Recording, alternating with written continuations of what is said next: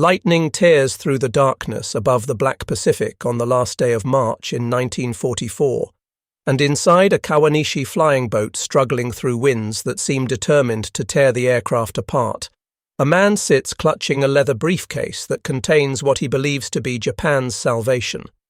Admiral Manechi Koga can feel every violent shudder of the aircraft as it fights against nature's fury at 2,000 feet, rain battering the hull with such force that it sounds like they're taking enemy fire.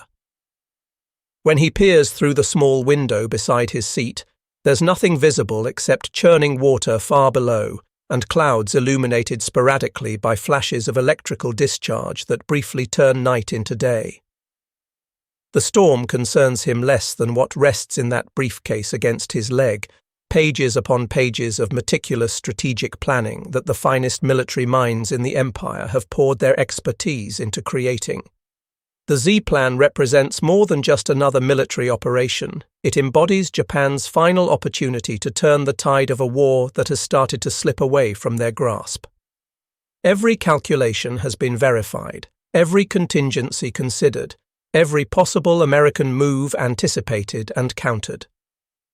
The document details how the enemy will inevitably approach from the eastern reaches of the Pacific, throwing their forces against the fortress islands that Japan has transformed into nearly impregnable bastions of concrete and steel and determination. Jaluit, Maile, Votje, Maloelap, each one bristling with artillery and defended by thousands of soldiers who have sworn to fight to their last breath. The Americans will bleed themselves dry against these prepared positions, their fleet gradually weakening until the moment arrives for Japan's combined naval forces to surge forth from their base at Truk like a blade drawn from its sheath, annihilating what remains of the enemy's Pacific naval power in one climactic engagement. It follows the logic that any competent military commander would employ, attacking the targets that present themselves most obviously, engaging the enemy where fortifications and geography favor the defender. Koga adjusts the cap on his head and continues staring into the tempest beyond the aircraft's hull, 59 years of life and decades of naval service weighing on him like physical burdens. He carries the hopes of an entire nation, following in the footsteps of Yamamoto, that legendary figure who orchestrated the Pearl Harbor attack and had the fortune to perish before experiencing the bitter taste of sustained defeat. Now the responsibility falls to Koga to extract victory from circumstances that grow more desperate with each passing month. His aide leans close, voice barely cutting through the engine roar, suggesting they might need to divert to an alternate landing site given the storm's intensity. Koga cuts him off immediately, his tone carrying the weight of authority that comes from a lifetime spent in command positions. They will proceed to Davao exactly as planned, he insists, because the fleet awaits their arrival and the timing of their operations cannot be disrupted by mere weather. What this admiral cannot possibly know as his aircraft continues its doomed flight through the storm toward the watery grave that awaits him is that 600 miles distant, American codebreakers are already reading his most classified communications with disturbing ease. Filipino resistance fighters have recovered the Z-Plan from a different crashed aircraft, and intelligence officers in the United States military are studying every word of Japan's supposedly perfect strategy with great interest. But the truly shocking element isn't this intelligence breakthrough, it's what the Americans have decided to do with the information they've acquired. They're planning to completely ignore everything the Z-Plan anticipates. While Admiral Koga sits in his aircraft completely confident that he understands American thinking, their methods of conducting warfare, the inevitable approaches they must take toward his defensive perimeter, the United States Pacific Fleet is preparing to execute an operation that will demolish not merely Japanese defenses, but the entire conceptual framework through which Japanese military leadership understands modern combat. The Americans are on the verge of demonstrating that the most destructive weapon available in warfare isn't superior numbers or better fortifications or more advanced technology, it's the capacity to render your opponent's entire strategic planning completely meaningless. How could the most accomplished naval strategists in Japan be so utterly wrong about American intentions? Understanding the magnitude of this miscalculation requires stepping into the boots of Rear Admiral Monzo Akiyama as he stands on a wooden dock at Kwajalein Atoll on the 15th of January in 1944. The morning sun creates reflections on the lagoon's crystalline water, and in the distance he observes the concrete fortifications and gun positions that represent months of exhausting construction labour. Akiyama commands the 6th Base Force, serving as the central nervous system for Japanese operations across the Marshall Islands. From his headquarters positioned on Kwajalein, he coordinates defensive preparations for an island chain extending across hundreds of miles of Pacific waters. The responsibility weighs heavily, particularly now that everyone recognizes the Americans are coming, though the exact timing remains uncertain. Yet Akiyama feels no particular anxiety about Kwajalein itself. Why would he? The strategic situation appears clear when examined logically. During morning briefings with his staff officers, Akiyama explains his reasoning with confidence that stems from experience rather than blind optimism. The American mentality is methodical and predictable, he tells them. They will assault Jaluit or Mile first, perhaps Votje. Their military culture lacks the imagination required for unconventional approaches. This isn't arrogance speaking, but rather conclusions drawn from solid intelligence and decades studying American military behavior. The outer Marshall Islands have been transformed into defensive strongholds. Jaluit alone houses more than 3,500 troops and massive coastal artillery pieces. Mile boasts over 2,500 soldiers and some of the finest fortifications constructed anywhere in the Pacific Theatre. These islands form a barrier that any rational enemy must neutralize before penetrating deeper into Japanese-controlled territory. This represents the fundamental nature of warfare as it has been conducted throughout history. Meanwhile, 1,500 miles distant at Pearl Harbor, Admiral Chester Nimitz examines aerial reconnaissance photographs spread across the conference table before him. His intelligence officers have just completed a briefing that would seem impossible to Japanese strategic planners. The Americans are preparing to bypass every major fortress island and strike directly at the heart of the Marshall Island defensive network.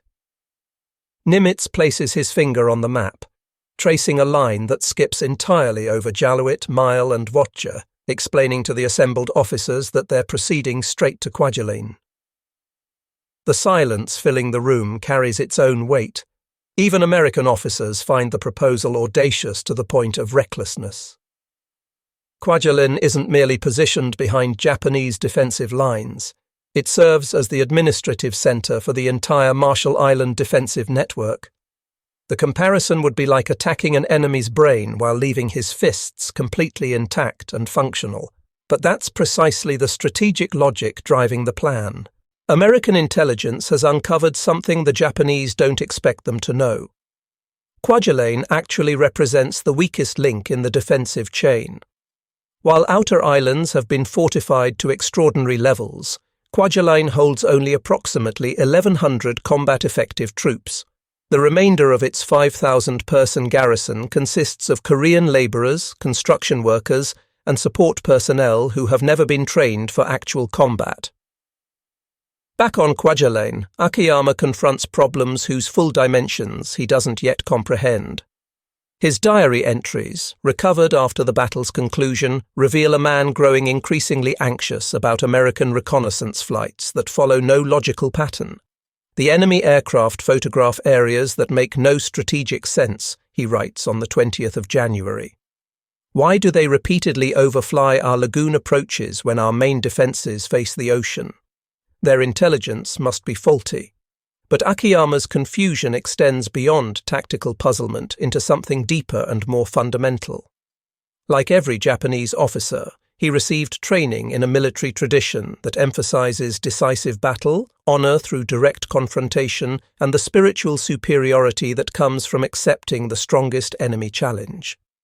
The concept that an enemy might simply avoid your strengths doesn't fit into this framework. It's not merely unfamiliar, it borders on insulting to traditional military thinking. Consider the Japanese military mindset in early 1944. This represents a martial culture that produced the samurai tradition, that reveres death before dishonor, that views strategic retreat as fundamentally cowardly. When Admiral Koga designed the Z-Plan, he wasn't merely creating a military strategy, but expressing fundamental Japanese beliefs about how honorable warriors should conduct themselves in warfare. You meet your enemy's strength directly. You prove your superiority through confrontation.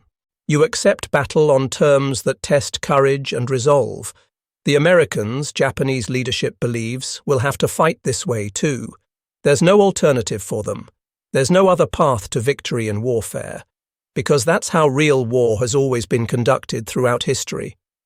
But what if the Americans don't share these cultural beliefs? What if they view war not as a test of spiritual strength, but as a problem requiring the most efficient possible solution? What if they're willing to win without glory, to bypass honor in favor of effectiveness, to allow enemy fortresses to become strategically irrelevant while striking where opposition is weakest? On the 29th of January in 1944, American carrier aircraft begin preliminary bombardment of Japanese positions throughout the Marshall Islands. But instead of concentrating firepower on the outer fortress islands as anticipated, they hit targets scattered across the entire island chain. Akiyama watches from his command bunker as explosions bloom across distant atolls. They're softening up everything, his communications officer reports. Jaluit, Mile, Wotje, Majuro. And sir, they're hitting our position here too. Akiyama nods grimly, believing the Americans are finally revealing their intentions. This widespread bombing campaign confirms Japanese expectations. The Americans are preparing for systematic assault on multiple fortress positions simultaneously. It will prove costly for them, but at least it makes strategic sense according to conventional military doctrine. What Akiyama fails to realize is that he's witnessing the most sophisticated deception operation in naval warfare history. The Americans aren't softening up targets for invasion. They're concealing their true intentions behind a smokescreen of universal destruction. The real blow is scheduled for tomorrow, and when it falls, everything will change. The first explosions shatter the pre-dawn silence over Kwajalein Atoll at 5:47 in the morning on the 31st of January in 1944, sounding like the world ending. Admiral Akiyama bolts upright from sleep as his entire command bunker shakes violently. Concrete dust rains from the ceiling. Outside, the thunder of naval gunfire rolls across the lagoon in continuous, devastating waves. Through the narrow observation slit in the bunker wall, he can see muzzle flashes lighting up the horizon like deadly constellations. But something about this picture is wrong, terribly and impossibly wrong. His aide bursts through the bunker door, helmet askew and eyes wide with shock. "The American fleet," he gasps. "They're not where they're supposed to be." Akiyama grabs his binoculars and rushes to the observation post. What he sees through the magnified lenses defies everything he thought he understood about warfare, about American military doctrine, about the fundamental nature of strategic planning itself. The United States Pacific Fleet isn't attacking Jaluit. It isn't pounding the massive fortifications at Mile or Wotje. Instead, 8 American battleships are sitting in the Kwajalein Lagoon, inside his defensive perimeter, methodically destroying everything in sight with the precision of industrial machinery. "How did they penetrate our outer defences?" Akiyama whispers, his voice barely audible over the bombardment. The answer is as simple as it is revolutionary. They didn't penetrate the outer defences. They went around them entirely. While Japanese commanders spent months preparing for frontal assaults on their fortress islands, the Americans developed something completely new, a strategy so audacious that it didn't exist in Japanese military thinking at all. They called it island hopping, though that bland term completely fails to capture the psychological devastation it's about to unleash on Japanese strategic planning. The battleship New Mexico opens fire with her 14-inch guns, each shell weighing as much as a small automobile. The first salvo brackets the main command bunker. The second finds its range precisely. Akiyama watches in horrified fascination as his carefully constructed defensive positions simply cease to exist under the methodical American bombardment. But the naval gunfire represents just the opening act. At 6:15 in the morning, the sky fills with the drone of aircraft engines. Not the handful of planes that might support a traditional amphibious assault, but wave after wave of carrier aircraft, dive bombers, torpedo planes, fighters, more aircraft than Akiyama has seen in his entire military career. Lieutenant Commander Toshio Nabata, stationed at the airfield, records in his diary what happens next. "The enemy planes came out of the sun like a plague of locusts," he writes. "Our fighters tried to respond, but they were outnumbered 20-1. I watched zero after zero fall burning into the lagoon until there were no more zeros left to fall. By 7 in the morning, 92 of the 110 Japanese aircraft in the Marshall Islands have been destroyed. The remainder flee to distant bases, leaving the island garrisons completely defenseless against air attack. This is the moment when Japanese strategic thinking doesn't just fail but shatters completely. You have to understand, every Japanese plan for defending the Marshall Islands was based on the assumption that Americans would fight the expected war. They would attack the strongest points first, seeking decisive battle, accepting massive casualties for the honor of direct confrontation. The outer fortress islands were supposed to attract American attention, to draw them into grinding attritional warfare where Japanese spiritual superiority could triumph over American material advantages. Instead, the Americans treated Japanese fortress islands like obstacles to be avoided. They left 11,000 Japanese troops on the outer islands to wither on the vine, starving, cut off from supplies, militarily irrelevant, while striking at the one point where Japanese defenses were thinnest. The psychological impact on Japanese commanders is immediate and devastating. Colonel Tarukichi Aso, commanding the 729 men of the Wotje detachment who had just arrived on Kwajalein for transfer, stares at the American fleet through his field glasses. "This is not warfare," he mutters to his aide. "This is something else entirely." What Aso is witnessing represents the birth of modern asymmetric warfare, the idea that victory comes not from defeating the enemy's strength, but from making his strength irrelevant. At 9:30 in the morning, the first American landing craft hit the beaches. Major General Charles Corlitt's 7th Infantry Division doesn't charge into withering defensive fire like the Marines did at Tarawa. Instead, they wade ashore on beaches that have been so thoroughly pulverized by naval gunfire that one British observer later wrote that nothing could have lived through that sea and air bombardment, describing how the beach was littered with highly coloured fish that had been thrown up there by nearby explosions. The prepared Japanese defences, the gun positions, the concrete bunkers, the carefully sited machine gun nests have been reduced to rubble and smoking craters. Most of the Korean labourers and support personnel surrender immediately, having never expected to fight a battle at all. But it's not just the physical destruction that breaks Japanese resistance. It's the complete psychological disorientation of fighting an enemy who refuses to follow the rules.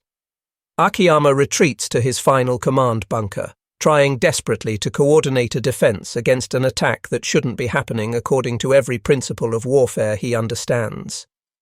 His radio crackles with confused reports from his surviving units. "Sir, the Americans have landed at 3 different points simultaneously.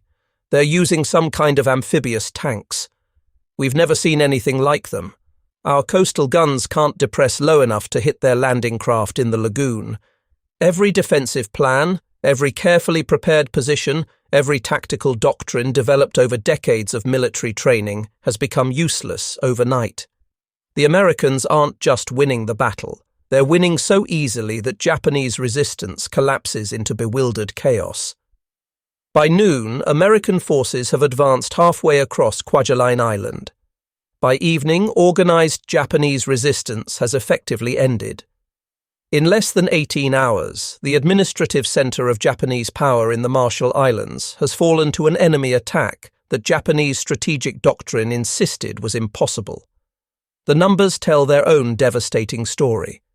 Out of 5,000 Japanese on Kwajalein, only 265 survive as prisoners. American casualties number just 177 killed and 1,000 wounded. It's not a battle in the traditional sense. It's a systematic demolition carried out with industrial efficiency. But perhaps the most shocking moment comes when Akiyama, wounded and trapped in his final bunker, realizes that the Americans aren't even planning to attack the fortress islands at all. Radio intercepts reveal that Jaluit, Mile, and Votje, the supposedly critical defensive positions that absorbed so much Japanese effort and resources, are simply being bypassed completely. 11,000 Japanese soldiers will spend the rest of the war sitting on heavily fortified islands that no longer matter to anyone strategically.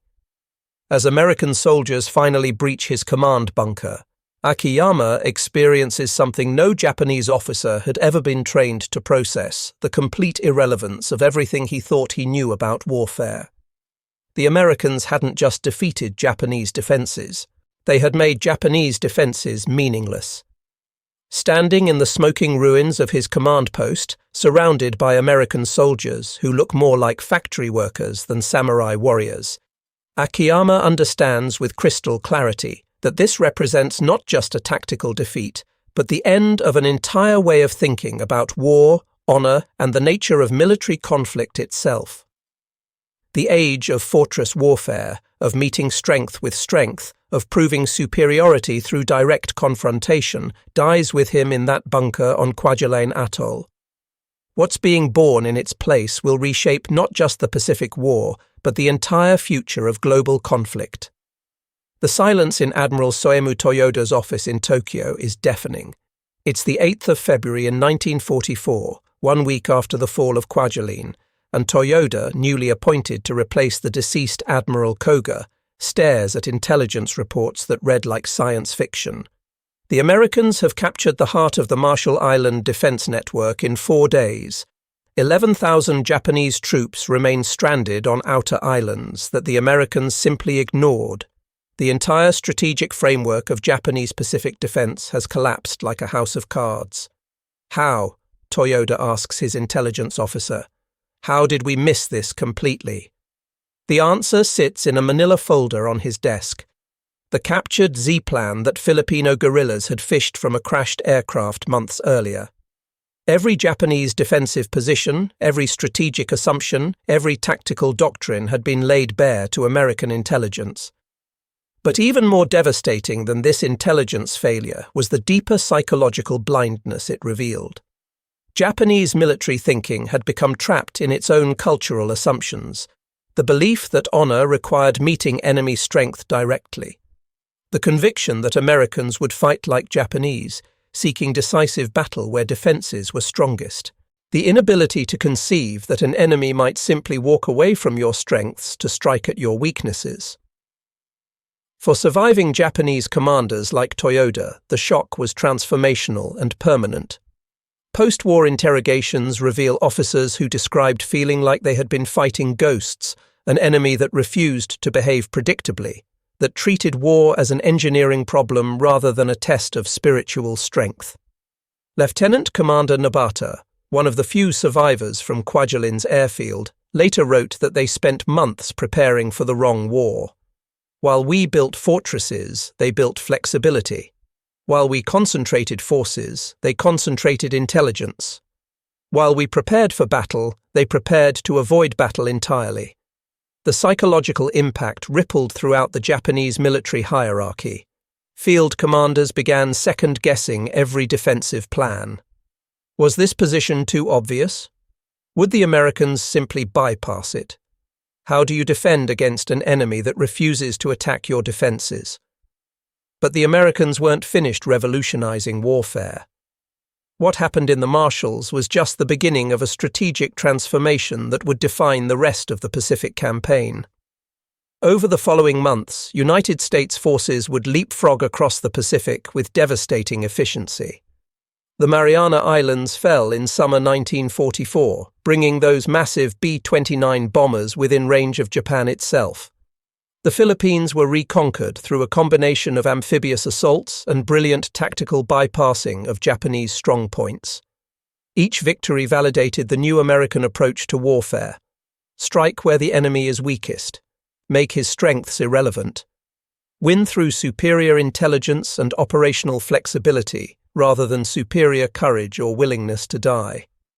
The human cost of Japanese strategic miscalculation was enormous and tragic.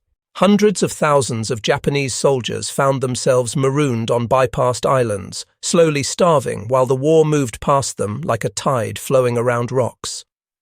They had been prepared to die gloriously in battle.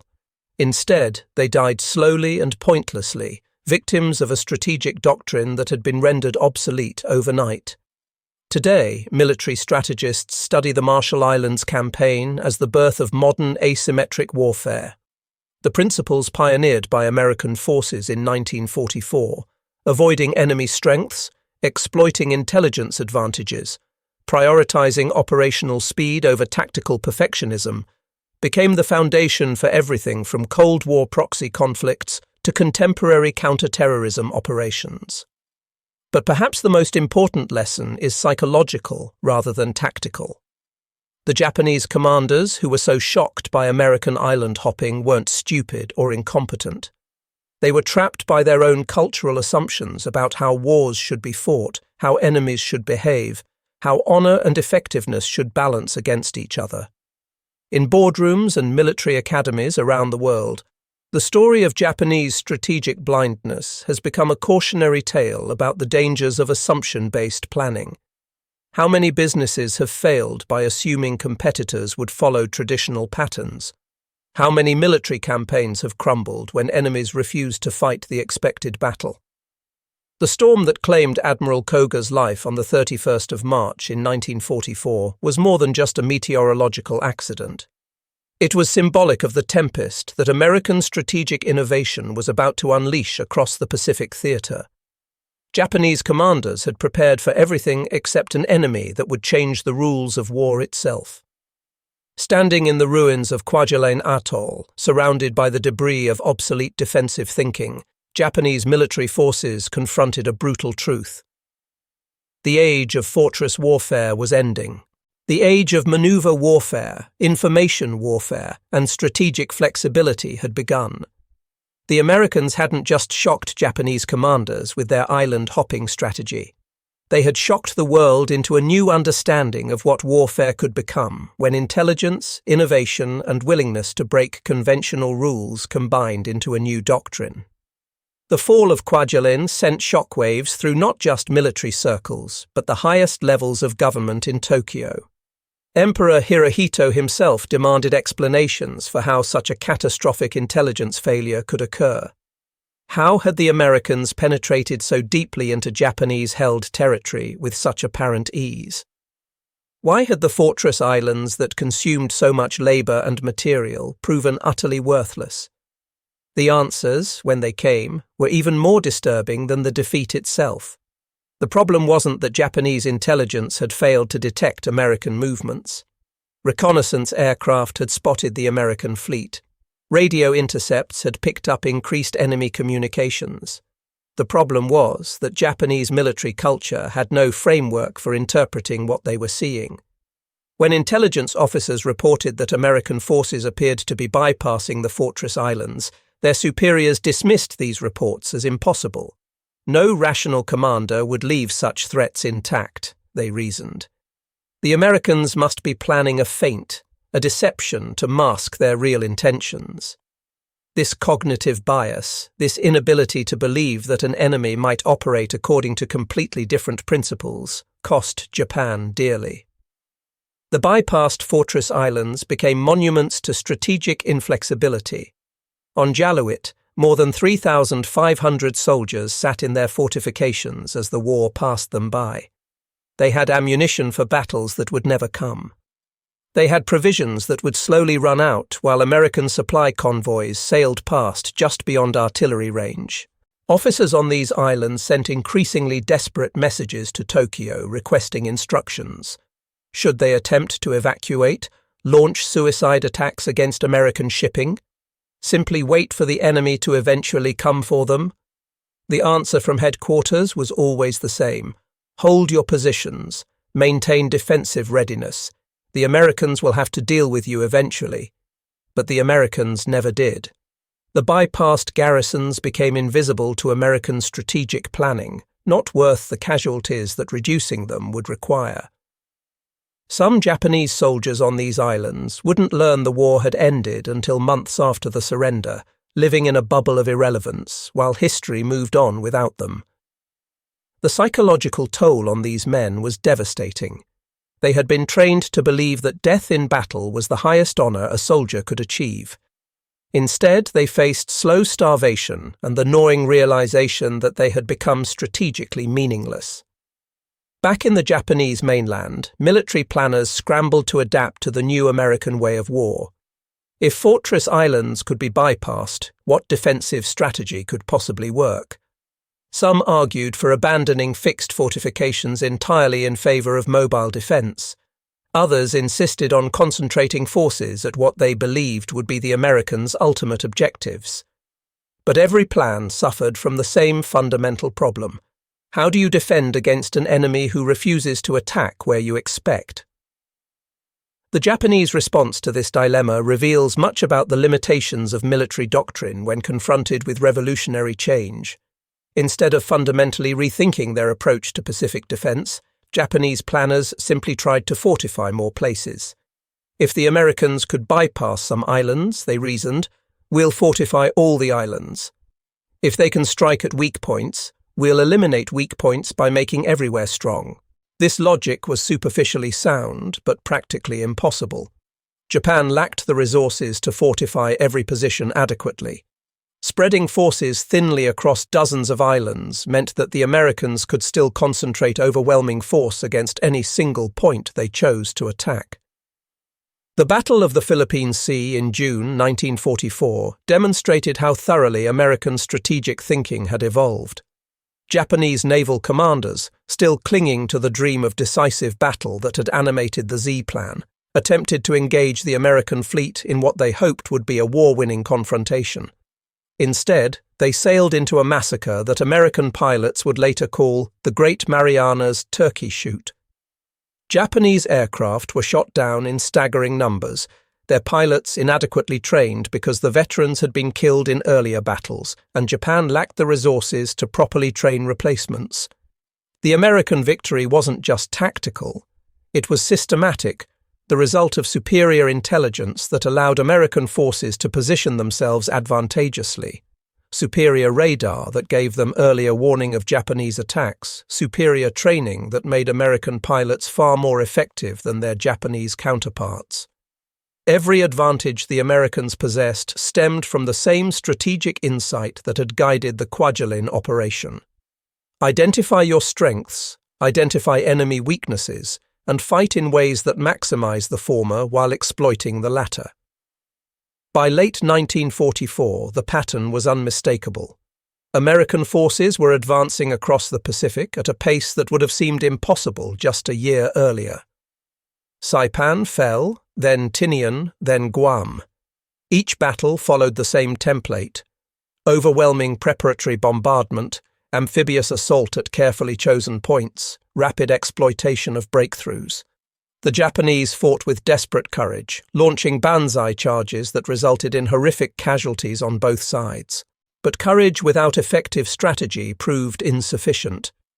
The mathematics of attrition favored the Americans, who could replace losses far more easily than Japan could. For Japanese soldiers fighting these battles, the experience must have been surreal. They had been told their spiritual superiority would overcome American material advantages. They had been assured that the enemy lacked the will to sustain heavy casualties. They had believed that Bushido, the warrior code, would prove decisive when inferior Western materialism faltered. Instead, they discovered that the Americans possessed both material superiority and the will to use it effectively. More devastatingly, they discovered that the Americans had figured out how to minimize their own casualties while maximizing Japanese losses through superior tactics and technology. The psychological impact extended beyond the military to Japanese society as a whole. Citizens who had been assured of ultimate victory began to doubt official pronouncements. Workers in factories producing weapons wondered if their efforts made any difference when American bombers could strike with apparent impunity. The gap between official propaganda and obvious reality grew wider with each American advance. Some Japanese leaders recognized the implications. If the Americans had revolutionized warfare to this degree, if traditional Japanese strategic thinking was obsolete, then perhaps the war itself was unwinnable. But speaking such thoughts aloud bordered on treason. The military government that had led Japan into war could not admit fundamental error without undermining its own legitimacy. So the war continued, driven by institutional inertia and the inability of leaders to accept what battlefield results made increasingly obvious. The story of American island hopping isn't just about military tactics. It's about the nature of innovation and the difficulty of recognizing when fundamental rules have changed. Japanese commanders in 1944 faced a challenge that recurs throughout history. How do you respond when your opponent does something that your entire framework for understanding the world says is impossible? Consider the parallels to business disruption in peacetime. How many established companies have failed because they couldn't imagine competitors violating industry norms? How many Kodaks have been destroyed by digital photography they saw coming but couldn't bring themselves to embrace? How many blockbusters have been demolished by streaming services that didn't follow the rules of physical retail? The Japanese military in 1944 was Blockbuster confronting Netflix, unable to believe that customers would abandon video stores for a different model entirely. The lesson extends to individuals as well. How often do we construct mental models of how things work, then defend those models against contrary evidence because accepting that we're wrong would require rebuilding our understanding from scratch? Admiral Akiyama, standing on Kwajalein in January 1944, absolutely certain that Americans would attack the Fortress Islands first, represents all of us when we're most confident about predictions that turn out to be catastrophically wrong. The Americans who planned the Marshall Islands operation understood something profound about strategic thinking. The most vulnerable moment for any organization, any military, any individual, is when they're most confident they understand how things work. That confidence creates blindness to alternative approaches. It turns strengths into weaknesses by making you predictable. It allows cleverer opponents to make you irrelevant by changing the game you're playing. Japanese Fortress Islands were magnificent examples of military engineering. The concrete bunkers could withstand tremendous punishment. The artillery pieces were precisely sighted to cover likely approach routes. The soldiers manning these positions were well trained and motivated. None of it mattered because the Americans simply chose not to play the game those fortifications were designed for. In post-war interviews, surviving Japanese officers repeatedly described feeling like they'd been fighting ghosts. The Americans were there and then they weren't. They attacked where they were weak instead of where they were strong. They won battles without the climactic confrontations that Japanese doctrine said were necessary. It violated every principle these officers had absorbed during their careers. Some never recovered psychologically from the experience. They had built their identities around being professional military officers who understood warfare, and that understanding had been revealed as incomplete at best, dangerously wrong at worst. The final months of the war saw Japan attempting increasingly desperate measures to counter American advantages. Kamikaze attacks represented an attempt to negate American material superiority through sheer willingness to die. If one pilot could sink a ship by crashing into it, perhaps spiritual strength could trump industrial capacity after all. But even kamikaze attacks ultimately proved insufficient. American ships developed better defensive tactics, better radar, better fighter coverage. The exchange rate of kamikaze pilots to ships sunk favored the Americans, who could afford losses better than Japan could afford training and equipping suicide attackers. When the war finally ended in August 1945, Japan's military had been so thoroughly defeated that occupation forces landed without significant resistance. The fortress mentality that had shaped Japanese strategic thinking lay in ruins, discredited by events. Officers who had planned the Z-Plan, who had fortified the Marshall Islands, who had believed in decisive battle and spiritual superiority, had to confront the reality that they had been comprehensively outthought by an enemy they had underestimated. The legacy of the Marshall Islands campaign extends far beyond World War II. Modern military doctrine around the world incorporates lessons learned from American innovation in 1944. The idea of bypassing enemy strengths to strike at weaknesses has become fundamental to contemporary strategic thinking. Special operations forces exist largely to implement this principle, hitting targets that conventional forces can't or won't defend adequately. Cyber warfare operates on similar logic, attacking through networks rather than across battlefields, making traditional defenses irrelevant. Even conventional military planning emphasizes speed and maneuver over positional warfare, seeking to dislocate enemy forces rather than engage in grinding battles of attrition. The ghost of Admiral Akiyama watches over all of it, a cautionary tale about the dangers of assuming you know how the next war will be fought. Business schools teach the Marshall Islands campaign as an example of disruptive innovation. Students learn how American forces didn't compete on Japanese terms, but changed the competitive landscape entirely. The parallels to companies like Apple or Amazon or Tesla disrupting established industries are obvious. You don't win by being slightly better at what everyone else is doing. You win by making what everyone else is doing irrelevant. But the deeper lesson is harder to teach because it's psychological rather than tactical. Recognizing when you need to abandon your current framework and adopt a completely new one requires a kind of intellectual humility that's difficult to maintain, especially when you've been successful using your current approach. Japanese military leaders in 1944 had spent their entire careers developing expertise in a particular form of warfare. Acknowledging that this expertise had become obsolete would have required admitting that their life's work had been surpassed by events. Most people, most organizations, can't make that leap. They defend their existing frameworks even as evidence mounts that those frameworks no longer match reality. The storm that killed Admiral Koga was meteorological, but the strategic storm the Americans unleashed was far more devastating to Japanese military planning. In 4 days at Kwajalein, then across months of island-hopping campaigns, American forces demonstrated that wars can be won by refusing to fight battles your enemy wants.